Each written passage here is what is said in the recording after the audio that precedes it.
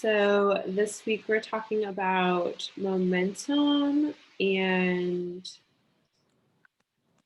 it's 4 and 5, right? One, three, four. Yeah. Momentum and influences. So I obviously love that because it has to do with like routine. That's what Jillian was saying, like routines and like your mornings. So was there anything specific you guys wanted to chat about first? I mean, the first thing I had highlighted was about routine power. And I totally agree. Like a system of execution is everything because so easy to get out of your like you're like in your habit of like getting up. That's what Jillian and I were talking about before you hopped on. Of like I'm really good, and then like one thing happens and it just obviously I've not been on 6 a.m. workouts in a little bit, or like maybe once or twice a week, and that's so not like me because I'm usually always on.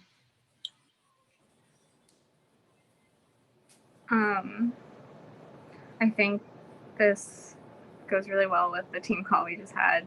I highlighted on page 98 at the very bottom, he talks about like Michael Phelps, Apple, Google, YouTube, what do they have in common? I highlighted their habits, disciplines, routine, and consistency were the keys that unlocked momentum for them. It's a real thing. You just have to like experience it to believe it. I feel like momentum is real. I've been there. You can't like let it go. I love the big mo word. And I always know some people know what it is or like isn't when you say it. Mm-hmm. Some of my friends in like middle school, they gave that nickname to me, Mo. So that was like the first thing I thought of when I read this chapter. That is funny. I didn't think about it that way, but also I'm Morgan. So, what stuck out to you, Jillian? Mostly getting a good routine, because right now my boyfriend has a different wake up time than I do, and the dog always wakes me up like 2 hours before my alarm, so I sneak out because she doesn't let you go back to bed, and then I fall asleep on the couch, and then I either oversleep or then I can't go back in the bedroom because my toothbrush is there, so I end up like having to brush my teeth at like 10, and then the day's just gone to shit, and that's my life. So a morning routine would be nice, and I need to I think that was part of the team call. My notes are merged, but have some goals. Well, I have goals, but just realign my goals. Yeah, I think the morning routine. Wait, can you guys still hear me? Yeah. Okay. I think the morning routine makes a huge difference. It's like one of those things that it honestly like sucks to like start doing, and even sometimes when your alarm goes off, you like have days when you don't want to do it. But I have never once regretted doing it and like forcing myself to wake up even when I don't want to. It just like sets the entire mood for your day. And I just feel like so much better when I do it. So I definitely think that is a key here. And it's also harder to like unlearn bad habits. So there's probably like habits right now that you don't even realize is a habit that's kind of holding you back, you know, that you kind of have to recognize like this is a bad habit that I need to work on kind of like reversing or like replacing it with something that aligns me more with my goals, you know. Like I know when I sleep till like 7 used to be early, and then I started having a commute and it was like 5 a.m. was my normal time, and I was like, during COVID I'm gonna like keep up with it, and it's like such wasted time. And it have some days where I did like my miracle morning, and then it was an amazing day because I had my brain together before my work. We have a daily meeting each morning just so we can run through our to-do lists and update each other. But half the time I'm rolling in like 3 minutes beforehand, like, what? I feel that. My workout time has definitely been pushed back during COVID, but I don't know. I guess just remember that nobody's perfect, but like you can still have those days when you do the routine and it feels really good. And then even if you slip up, it's just like getting back on track. Yeah, I think people get really frustrated when it's like I'm totally in this right now where it's like I haven't even been working out in the mornings. Like last night I did my run after work and oh right, it turns pitch dark at 5 o'clock. So I mean it was cool on election night because everything was lit up in red, white, and blue, but also running at night's probably not a great idea. Um, and I too, like those endorphins in the morning are like no joke. I actually wrote down your quote because I totally am going to use that for a post, Morgan, of like, I never regret waking up early. But it is hard. Like my routine is just in transition. And I do get frustrated with myself because now half my team is up way before me and already done everything. And I just feel so behind. And I'm like, wait a minute, I taught this to you guys. Like now I'm not doing it. And it's frustrating. But at the same time, like I think the other thing I've been kind of working on is I love the concept he says on page 102. It can be difficult, even futile, to predict or control what will show up in the middle of your workday, but you can almost always control how your day starts and ends. So like for me, I've been like starting a new relationship recently, so that's been like hard interrupting what my normal routine is and like how that is transitioning. So tonight was like the first night where I didn't have anything in a while, and it was actually really nice because I just got to like process my thoughts and like get things out that I wanted to do. Um, and I think we sometimes forget how much the like nighttime routine affects the morning routine as well. Um, so that's something that I'm kind of focusing on right now because even if I have a snoozer next to me, at least I can like plan a little bit more ahead and be more in control of my mornings how I want to, I guess. That's so true. Because I think when I first read the Miracle Morning, I like set my, because we have two bathrooms, one's the ensuite and one's like outside the bedroom, not the house. And so I like set my workout clothes in the other bathroom so that when I wake up, I can like sneak out and be a light sleeper. Yep. And so I need to set clothes. Yeah, like don't be afraid to be a little selfish to reach your goals, you know. I mean, obviously you're still being considerate, but like Thanks, goals that are gonna work for you. Yeah, and sometimes it's like, okay, these 2 or 3 days a week I'm gonna be fine with sleeping in, and then the other 2 or 3 days a week, like I'm gonna keep my schedule. I think I just see that on my team all the time where people beat themselves up because they're not perfect, like 5 out of 5 or whatever, but that doesn't consistency doesn't mean being perfect. It means it's just that momentum where more times out of not that you're showing up for yourself, at least to me. I really like what he said about Richard. I don't remember the guy's Robert Richard, something with an R, about how he like was working on like 5 days a week. And I feel like that's me when I plan my week on like a Sunday. I'm like, okay, there's a free time here. I'm gonna do workout here and here and here. And it's like, okay, 4 days a week. And then realistically, I'm like, have you ever worked out 4 days a week? No. Work once.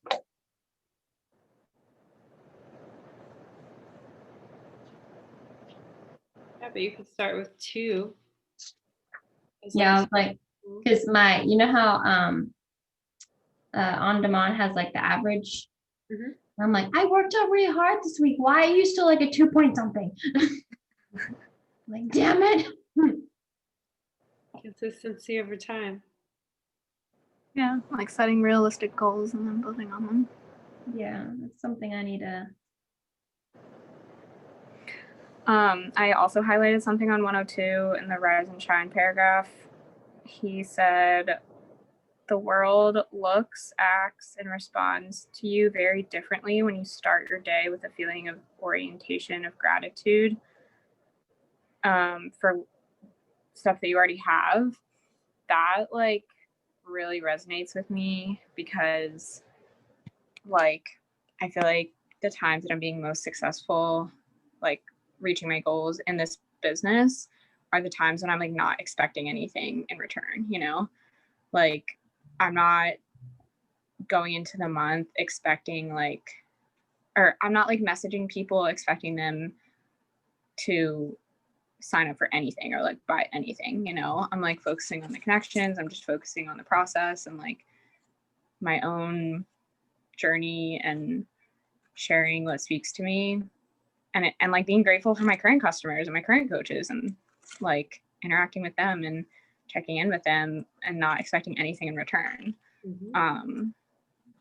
But it's just like when you do that, like people can kind of see through you, you know, and people can tell that you're, I guess, being more genuine. Gratitude is a real thing.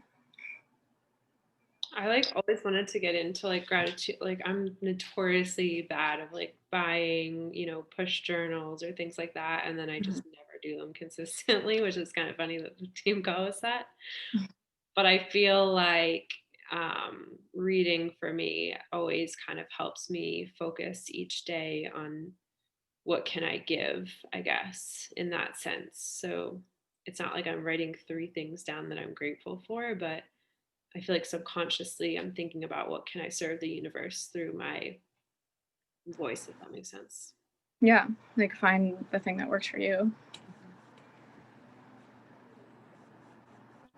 The other thing I liked on page 105, which I totally believe in this, is the shake it up paragraph. They say that's why it's so important to mix it up, challenge yourself in new ways, and freshen up your experience. He says, right now I'm working on adding more adventure into my life. I set weekly, monthly, and yearly goals to do something I wouldn't normally do. Most of the time, it's nothing earth shattering. Like this to me is everything. He says this change of pace makes me feel alive, helps recapture my passion, and offers me opportunities for fresh perspective. So all my friends know I'm Enneagram 7 and I love new adventures. That's like the heart and soul of who I am. But I feel like that's helped me in so many areas of life because it's like something as basic as when you see your challengers doing 21 Day Fix for the 5th time, that literally makes my skin want to crawl because I'm just like, you are missing out on so many other experiences. It's like the same thing of doing every new test group, right? Like I didn't love Bar Blend, but the journey for me was so experiential in the way that my body reacted to that program. And it's just like such a good reminder for all of us as our business that yeah, the unsexy stuff is kind of boring, but it's like what we do for ourselves is the big mo building, if that makes sense. Like something I've done during COVID is like trying a new restaurant at least once a week and ordering out there. Something so basic and silly, but I just love trying new places and it just keeps life fun. Yeah. Something I took out of that paragraph was if something's not working, like you need to try something new. Because there's a difference between like consistency and stuff that's not working versus if it is working. So like, I don't even have an example of this for myself, but I don't know, if you're posting like the same old energized picture every day, just like try something new, mix it up. Like people like new things, or maybe if you're sending your messages a certain way and that didn't work for you, try something else. That's so true. Were you gonna say, did I cut you off, Jillian? Oh, Morgan, you were talking? No, I was done. I was just going to say one of my coaches was saying that they weren't getting as much engagement on their social media. And from like an outsider's perspective, since I don't watch their social media on a regular basis, I like instantly knew from the outsider's perspective why they're not getting engagement because it's not that exciting right now. So I think also like having an outsider's perspective to help you shake it up is really key. Like a lot of times I'll just ask, Jess or whatever, like, what do you think about this? Or bounce ideas off of her because we don't look at each other's content regularly. So I think that power too of, I mean, for a while, my team was sharing posts they were doing every day in our message pod of like, what do you guys think of this? Or what do you think of the wording of this? Just because I think we get so in our heads about like what we're sharing and how we're doing it that, yeah, it is really easy to do the same energized boomerang every day just to say you like checked it in. But I agree, like changing that up is important because if you're bored with it, other people are too. And sometimes like not even like Beachbody or business related things, just like doing something new in your life can spark like new content ideas and like caption ideas, just like I haven't been very consistent posting actual posts, but like visiting you guys for the weekend was like the first, I feel like, big thing I did in quarantine. Like that was the first trip I took. And I just like got super inspired from it. So true. Have like a mini win for the week. Yeah. Well, for me, it's like really big, but so I did an online event. This is not book related, sorry. Totally okay. But like I did an online event over 3 days last week. And so I worked closely with somebody at work. And well, one thing Jess and I were also talking about, because I host like bi-weekly yoga for my firm. And then we're doing like a 3-week yoga retreat or something. Cool. And then she like helped me draft like a follow-up message anyway, that's God's sakes. Anyway, so I'm working with this girl a lot, and so we talked about like sales pitches because she's one of the selling people for our company.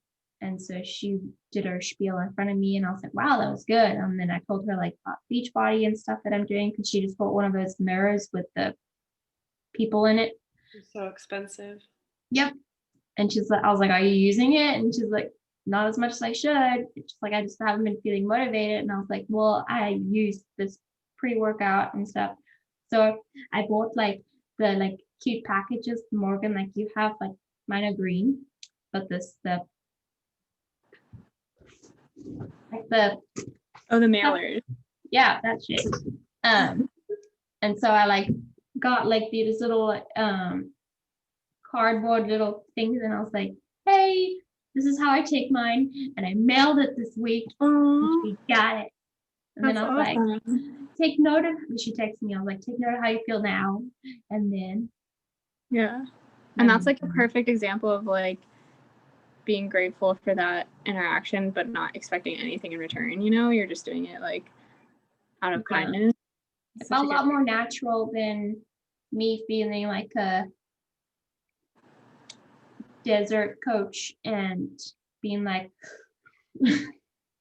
just like creeping. Need results. Done nothing. Oh, that's awesome. Congrats.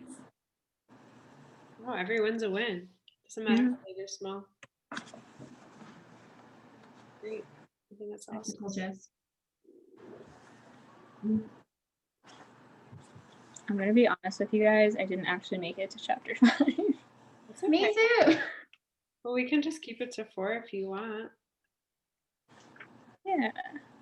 I'm sure you guys are probably a little drained from what's going on this week, so we can keep it short.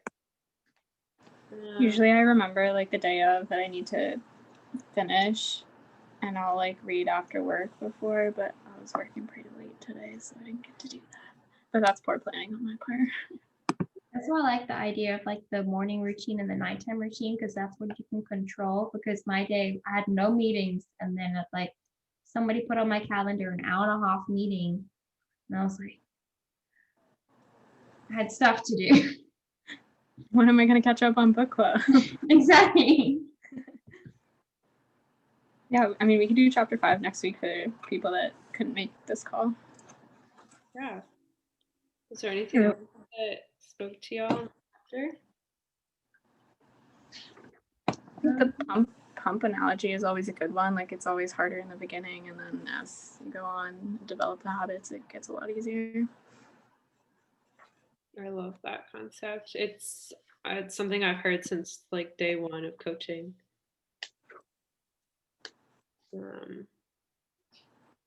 It's true. Like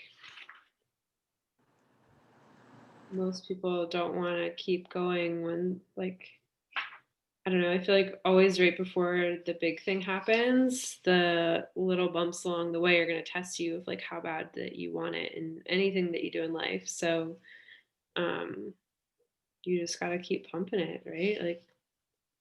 Like your dog gets sick, you just keep trying to figure out what's wrong with them and do try different things and you keep going. But like when it comes to ourselves, I feel like we're really hard on ourselves and we just are like, well, screw it, you know? So I liked the concept at the end where it said making the right choice, holding to right behaviors, practicing perfect habits, staying consistent, and keeping your momentum is easier said than done, especially in the dynamic, constantly changing and always challenging world we share with billions of other people. But that you can beat virtually anybody in any competition as a result of positive habits and behaviors applied consistently. And I was just like, mic drop. Yeah. Like for me, assuming what the next chapter is about, I'm not entirely sure, but like the reason I'm like, you don't stop showing up because when you stop showing up, it's going to be 1 week and then another week and then it's not happening. So it's like, I may not, this is the slow for the recording. This is the slow people track, but don't stop. Yeah. I'm definitely start. I'm definitely of the mindset of like, you know, sometimes when things in life get crazy or hard, like the least I could do is keep showing up for myself. And even if like I'm not keeping up with my invites or like, you know, some of those next level things, I'm still doing like the personal vitals. And that's still going to keep me ahead rather than like stopping the pump completely. I think Definitely. me, it's like the difference of coaching is like you're showing up for yourself, but you're also sharing that you're showing up for yourself, right? Like Yeah. you're not inviting, like that to me is the difference between a coach and a challenger, because people do look to us and we do have like the next chapter's influences, but we do, I think a lot of times we forget, even if you have one challenger under you, there's like people on your team that notice if you do or don't show up and you might be the person to motivate them. So I think that's been kind of a subconscious thing for me over the past 6 years that like, yes, I'm always showing up for my journey, but I'm sharing that along the way, even if I'm not doing the higher level stuff as well when things are crazy. Yeah. And that stuff is probably like super second nature to you now. Yeah, like, I don't think about it. Yeah. You don't have to like really put an effort into sharing because you're so used to sharing those things already. It's just like a quick picture, like yeah, like I think you asked me when you were here, you were like, did you just write that? And I was like, yeah, I didn't really even think about it. yeah, it was so natural. I was like, I need to be like completely by myself and like in the right mood to write captions, and like I can't have any distractions, and I like definitely spend way too long on them sometimes, and you just like crank that out in like 2 minutes. Just like pumping your muscle, you know, like Yeah, ups on your toes. You keep doing them, keep doing them, keep doing them. But also, you know, when you're most creative, like I could yeah. write anytime, anywhere, and because I have so many notes in my phone, I just like pull something that is there and run with it. I watched like one of Angie Lee's videos on Instagram the other day, and after that I was feeling super inspired, so I wrote like 2 or 3 captions out like for later, and I'm gonna go post one of them right now after this. There you go. You don't even have to think about it. That's how I operate. Anything else?